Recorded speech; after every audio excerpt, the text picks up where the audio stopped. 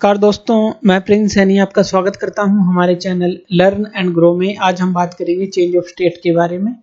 तो change of state के बारे में जो है हमें इसको एक ग्राफ के थ्रू भी समझेंगे। और चेंज ऑफ स्टेट होती क्या है पहले हम वो समझ लेते हैं।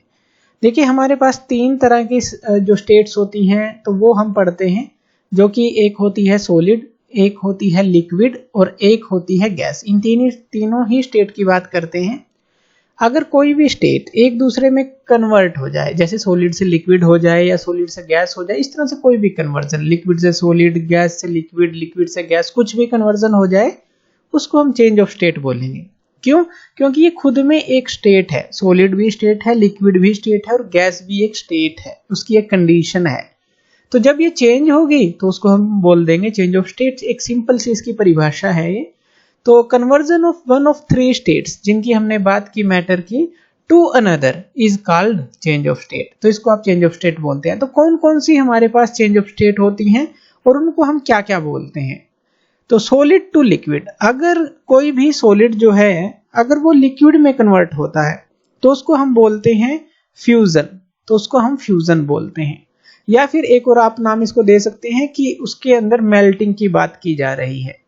तो मेल्टिंग और फ्यूजन कुछ भी आप इसको बोल सकते हैं। इसी तरह से लिक्विड टू अगर सॉलिड कोई चीज चेंज होती है, जैसे आपने पानी से बर्फ को जमाया, तो उसको हम क्या बोलेंगे? लिक्विड से वो सॉलिड बन रही है तो सीधा इसका नाम हो जाता है सॉलिडिफिकेशन। तो इसको हम बोलते हैं सॉलिडिफिकेशन, जो इसका नाम होगा।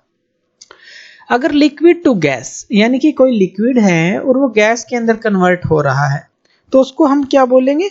उसको बोलेंगे वेपोराइजेशन। तो इसका नाम हो जाता है हमारे पास वेपोराइजेशन। तो ये हम बोलेंगे इसको वेपोराइजेशन। इसी तरह से अगर गैस से लिक्विड के अंदर कोई चीज चेंज हो रही हो, जैसे वेपर होते हैं वो ठंडे होकर लिक्विड में कन्वर्ट होते हैं, तो उसको हम क्या बोल देते हैं? उसको हम नाम देते हैं कंडेंसेशन। तो उसको नाम दिया जाता है कंडेंसेशन, यानी कि गैस जो है, जो वेपर जो है लिक्विड में कन्वर्ट हो रहे हैं। इसी तरह से या तो सॉलिड से गैस में, अब देखिए इसके अंदर कोई लिक्विड की स्टेट नहीं है, सॉलिड से डायरेक्टली गैस में या गैस से डायरेक्टली सॉलिड में कन्वर्ट हो, तो इस प्रोसेस को हम बोलते हैं सब्लिमेशन। तो इस प्रोसेस को नाम दिया जाता है सब्लिमेशन, कि कोई बीच की जो इंटरमीडिएट स्टेट है वो ना आए, सॉलिड से डायरेक्टली गैस में कन्वर्ट हो जाए या फिर गैस से वो सॉलिड में कन्वर्ट हो जाए, इसको सब्लिमेशन प्रोसेस बोला जाता है। तो ये चेंज ऑफ स्टेट के बारे में हमने कुछ पढ़ा। अब इसको हम एक एग्जाम्पल के थ्रू समझते हैं। अब मान लीजिए हम पहले ही इसको समझ लेते हैं, एक चेंज ऑफ स्टेट ले लेते हैं सॉलिड टू लिक्विड। तो इसके अंदर कौन कौन से पॉइंट आते हैं वो हम समझेंगे। तो इसके लिए हम क्या करेंगे? एक बीकर लेंगे और इस बीकर के अंदर हम कुछ आइस क्यूब डाल देंगे।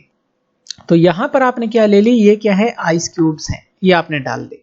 और इसके अंदर इसका टेम्परेचर मापने के लिए आप एक थर्मोमीटर का भी यूज करेंगे। तो थर्मोमीटर के थ्रू क्या है, आपको इसका टेम्परेचर जो है हर एक मिनट में मापते रहना है। तो आपको करना क्या है? स्टार्टिंग में जैसे आपने ये जो आइस क्यूब इसके अंदर ले ली इस बीकर के अंदर, अब जो है जैसे ही मेल्ट होना स्टार्ट हो जाती है या कहें कि फ्यूज होना स्टार्ट हो जाती है, तो ये लिक्विड में कन्वर्ट होना स्टार्ट हो जाएगी। आपको इसको स्टीर करते रहना है, एक स्टीरर लेना है, यानी कि घुमाते रहना है, इसको अच्छी तरह से मिक्स करते रहना है। और एक एक मिनट के बाद जो है इसका टेम्परेचर थर्मोमीटर के थ्रू जो है हमें मापते रहना है। तो हमें एक ग्राफ मिलता है। अब ये आप समझ गए पूरा एक सेटअप। अब हम ग्राफ की बात करते हैं। जो हमें एक ग्राफ मिलता है वो किस तरह का मिलता है? तो हमें जो ग्राफ मिलता है, हम दो चीजों के बीच में इस ग्राफ को बनाएंगे। एक है हमारा टाइम है, यानी कि टी हम ले लेते हैं मिनट्स के अंदर, और दूसरा हम ले लेते हैं जो वर्टिकल लाइन है उसके ऊपर ले लेते हैं डिग्री सेल्सियस में, यानी कि जो टी है कैपिटल टी है, तो डिग्री सेल्सियस में हम इसको टेम्परेचर को ले लेते हैं। तो हमें जो ग्राफ मिलेगा वो किस तरह का मिलेगा उसको हम समझते हैं। सबसे पहले यहाँ पर जो है हम O ले लेते हैं, ये जो पॉइंट है यानी कि स्टार्टिंग पॉइंट है, और यहाँ पर A पॉइंट ले लेते हैं। अब देखिए हुआ क्या, कर क्या रहे हैं हम। जैसे ही आपने इस बीकर के अंदर जो आइस क्यूब्स ली, अब ये जो आइस क्यूब्स हैं जब आप इनको हीट देंगे या सराउंडिंग से ये लेगी, क्योंकि हीट जो है एनर्जी इन मोशन होती है।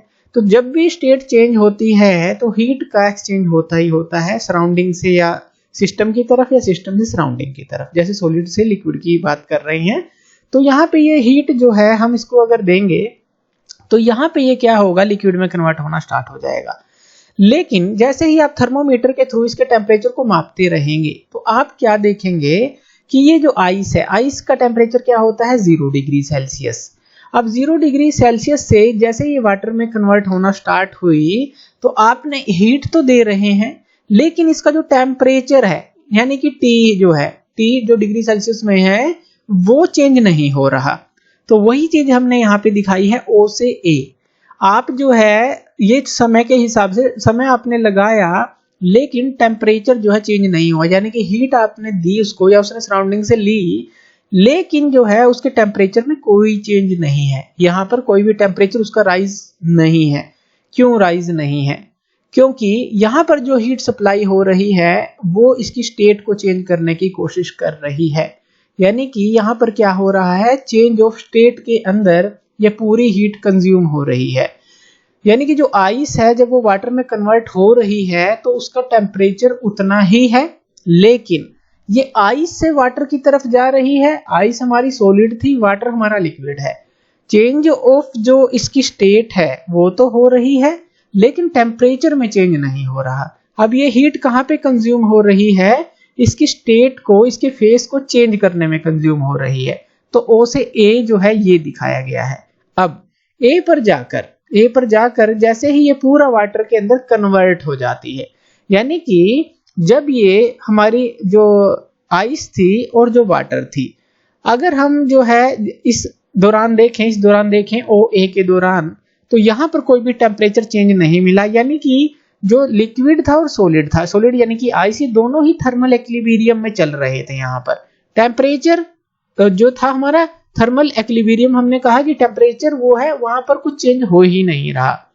तो इसका जो हम एक डेफिनेशन देख लेते हैं कि जो मेल्टिंग पॉइंट है वो क्या होगा, क्योंकि सॉलिड लिक्विड में चेंज हो रहा है तो हम उसके अंदर मेल्टिंग पॉइंट की बात करेंगे।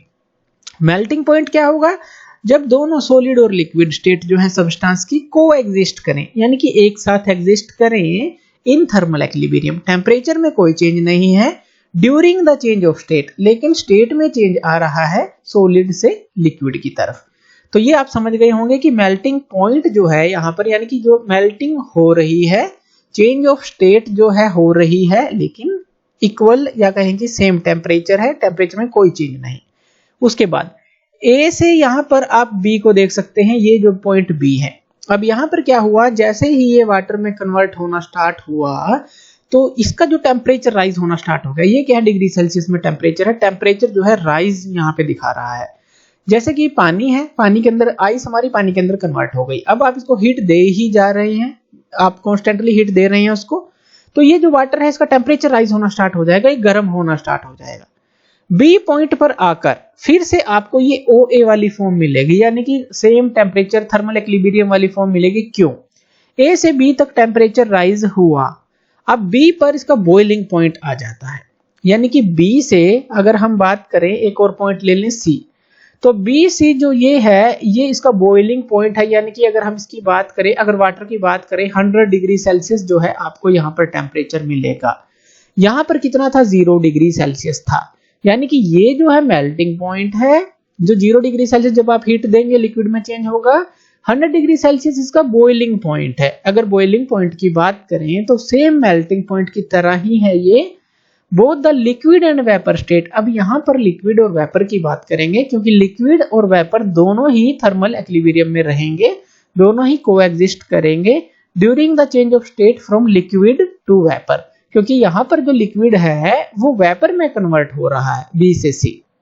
तो ये ध्यान देना है, यहाँ सॉलिड लिक्विड में टेम्परेचर राइज किया जब तक उसका बॉइलिंग पॉइंट नहीं आ गया, तो यहाँ पर ये दोनों थर्मल एक्विलिब्रियम में रहेंगे, यानी कि जो लिक्विड है गैस के अंदर कन्वर्ट होने की कोशिश कर रहा है। C पॉइंट पर जाकर जो है वो गैसियस फॉर्म के अंदर चेंज हो जाएगा। यानी कि अगर हम इसको आगे देखें तो हमें यहाँ पर अगर C से D देखें तो यहाँ पर जो है वेपोराइजेशन हमें मिलता है, गैस फेस हमें मिलता है। तो यहाँ पर हमें जो है दो फेस चेंज मिले। एक तो फेस चेंज हमें यहाँ मिला सॉलिड से लिक्विड, एक फेस चेंज हमें यहाँ पर मिला लिक्विड टू वेपर या लिक्विड टू गैस आप कह ले। उसके बाद गैस फॉर्म हमें मिलती है। अब ये तो हमने लिया टेम्परेचर के साथ टाइम का। अगर आप इसी टेम्परेचर को हीट के साथ लेते हैं, हीट के साथ ग्राफ बनाते हैं, यानी कि हॉरिजॉन्टल एक्सिस पे अब की बार हम ले लेते हैं, इसको इस तरह से भी हमें समझना होगा ताकि बेसिक पूरा अच्छी तरह से क्लियर हो जाएगी। ये हीट का हमने ले लिया हॉरिजॉन्टल लाइन, और वर्टिकल लाइन हमने फिर से वही ले ली जो टेम्परेचर है डिग्री सेल्सियस। यानी कि अगर आप हीट दें सब्सटेंस को तो टेम्परेचर में कहां कहां चेंज आएगा। तो स्टार्टिंग के अंदर मान लीजिए हम जो है यहां से 0 डिग्री सेल्सियस से नीचे ही मान लेते हैं टेम्परेचर, तो हम मान लेते हैं कि जो 0 डिग्री सेल्सियस है यहां पर है टेम्परेचर, यहां पर अब 0 डिग्री सेल्सियस यहां पे है, यानी कि ये जो है नीचे बिलो है, यानी कि माइनस में है टेम्परेचर। तो जैसे ही आपने हीट देनी इसको स्टार्ट की, तो यहां से यहां तक आपने हीट तो इसको दी, तो यहां पर इसका जो हीट का यूज हुआ है, यानी कि जो टेम्परेचर है वो तो राइज हो रहा है आहिस्ता आहिस्ता, लेकिन 0 डिग्री सेल्सियस पर जाकर हमारे पास दो फेस होते हैं, जैसे हमने यहाँ पर देखा OA के अंदर कौन कौन से होंगे 0 डिग्री सेल्सियस पे, सॉलिड और लिक्विड फेस। तो यहाँ पर ये क्या है, सॉलिड प्लस लिक्विड हमें मिलेगा, यानी कि आइस प्लस जो वाटर है वो हमें मिलेगा। उसके बाद यहाँ पर आपको देखिए ये कांस्टेंट है, यानी कि हीट का कोई फर्क नहीं पड़ा, ये बिल्कुल जो है, या कहें कि जो हीट तो आप दे रहे हैं यहाँ से यहाँ हीट आपने दी, लेकिन टेम्परेचर में कोई फर्क नहीं पड़ा। टेम्परेचर के बिल्कुल ये इस तरह से लाइन है, यानी कि टेम्परेचर कांस्टेंट है, थर्मल इक्विलिब्रियम में है। उसके बाद आपने फिर से उसको जो हीट देना जो शुरू रखा, जारी रखा, तो इसका राइज होगा टेम्परेचर और आपको क्या मिलेगा, बॉइलिंग पॉइंट मिलेगा। तो यहाँ पर यानी कि अगर हम यहाँ पर देखें इस पॉइंट पर ये हमें मिलता है 100 डिग्री सेल्सियस बॉइलिंग पॉइंट, और यहाँ पर भी आप हीट तो सप्लाई कर रहे हैं, यहाँ से यहाँ हीट तो सप्लाई की, टेम्परेचर में कोई चेंज नहीं मिला, यानी कि यहाँ पर जो है बॉइलिंग पॉइंट, यहाँ पर लिक्विड प्लस वेपर फेस हमारा आ जाता है। उसके बाद जो इस पॉइंट पर जाकर जो है पूरी जो है लिक्विड गैस में कन्वर्ट हो जाती है। तो आप इस तरह से भी बना सकते हैं ग्राफ, यानी कि टेम्परेचर और हीट के बीच में भी बना सकते हैं। आप दिखा सकते हैं कि हीट सप्लाई आपने दी, ये तो टाइम के साथ था कि टाइम के साथ जो चेंज नहीं हुआ, कुछ समय तक नहीं हुआ। यहाँ हीट आप जारी रखी आपने देनी, लेकिन उसका टेम्परेचर में चेंज नहीं हुआ। तो इस ग्राफ को आप किसी तरह से भी मॉडिफाई कर सकते हैं। तो इसके अंदर ये है। अब हमने बात की कि सॉलिड से लिक्विड के अंदर, लिक्विड से गैस के अंदर किस तरह से चेंज होता है, बॉइलिंग पॉइंट क्या होता है, मेल्टिंग पॉइंट क्या होता है। लेकिन हमारे पास एक और कंडीशन आती है, जैसे कि हमने बात की कि एक मेल्टिंग पॉइंट है, एक बॉइलिंग पॉइंट है। एक और कंडीशन क्या थी हमारी, कि सॉलिड से अगर वो डायरेक्टली गैस में कन्वर्ट हो जाए इस तरह से, उस प्रोसेस को हम क्या बोलते हैं, उस प्रोसेस को हम बोलते हैं सब्लिमेशन। तो इस तरह की प्रोसेस भी कई बार एक्सपेरिमेंट के दौरान देखी जाती है, जैसे सॉलिड कार्बन डाइऑक्साइड और आयोडीन का आप एग्जांपल ले सकते हैं। तो इस तरह से जो है काफी जो एग्जांपल्स हैं आप ले सकते हैं। सब्लिमेशन प्रोसेस में क्या होगा, जो सॉलिड और जो वेपर स्टेट है वो थर्मल इक्विलिब्रियम के अंदर आप कह सकते हैं एक दूसरे के साथ में रहते हैं, इंटरमीडिएट स्टेट नहीं आती। जैसे इसके अंदर सॉलिड और लिक्विड थे, इसके अंदर लिक्विड और हमारे वेपर थे या गैस थी, इसके अंदर सॉलिड और गैस जो है थर्मल इक्विलिब्रियम में रहते हैं। तो इस तरह से चेंज ऑफ स्टेट को आप एक ग्राफ के थ्रू समझ सकते हैं और उसके पूरे पॉइंट्स जो हैं आप समझ सकते हैं। तो थैंक यू वीडियो देखने के लिए, और इसी तरह की वीडियोस के लिए आप हमारे चैनल लर्न एंड ग्रो पे हमें सब्सक्राइब कर सकते हैं। धन्यवाद।